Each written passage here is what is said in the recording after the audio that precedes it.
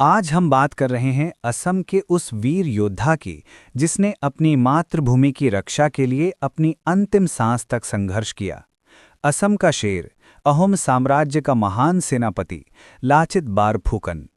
लाचित बारफुकन का जन्म 24 नवंबर 1622 को असम में हुआ था। उनके पिता मोमाई तामुली बोरबारुआ अहोम साम्राज्य में एक उच्च अधिकारी थे। बचपन से ही लाचित ने अनुशासन, कर्तव्य और पराक्रम सीखा। वे बुद्धिमान, साहसी और दूरदर्शी थे। उनकी शिक्षा में प्रशासन, युद्धकला, तीरंदाजी, तलवारबाजी और सेना की रणनीतियों का विशेष प्रशिक्षण शामिल था।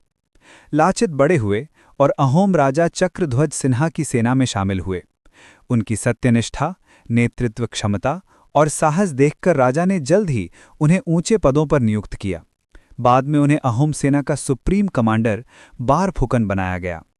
उसी समय मुगल साम्राज्य लगातार असम पर कब्जा करने की कोशिश कर रहा था। मुगलों का लक्ष्य था कि ब्रह्मपुत्र का इलाका पूरी तरह उनके शासन में आ जाए। लेकिन असम की धरती पर एक ऐसा योद्धा खड़ा था जो झुकना नहीं जानता था, लाचित बारफुकन। 1667 में अहोम साम्राज्य ने लाचित के नेतृत्व में मुगलों द्वारा कब्जा किए गए गुवाहाटी को वापस लेने का निश्चय किया।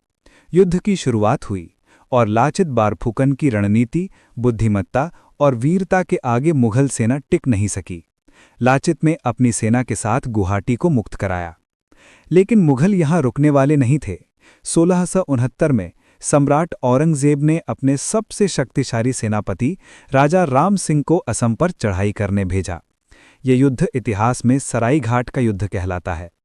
सराइघाट ब्रह्मपुत्र नदी का किनारा था और युद्ध नावों पर होने वाला था। मुगल सेना संख्या में अधिक, हथियारों में भारी और अनुभव में भी शक्तिशाली थी। लेकिन लाचित बारफुकन के पास था अपनी मातृभूमि से अटूट प्रेम, अद्भुत साहस और अत्यंत रणनीतिक दिमाग। युद्ध के दिनों में लाचित गंभीर रूप से बीमार हो गए थे। डॉक्टरों ने उन्हें आराम करने की सलाह दी, लेकिन जब उन्होंने देखा कि उनकी बीमारी के कारण उनकी सेना पीछे हट रही है, तो उन्होंने कहा, पीछे हटना स्वीकार नहीं। मैं बीमार हो सकता हूं, पर मेरा असम कभी बीमार नहीं हो सकता। किंवदंती है कि लाचित ने अपने सैनिकों को प्रेरित करते हुए कहा था, देखेर माटी देखेर मानू, ए जे मोर जीवन। देश की मिट्टी और लोगों की रक्षा ही मेरा जीवन है।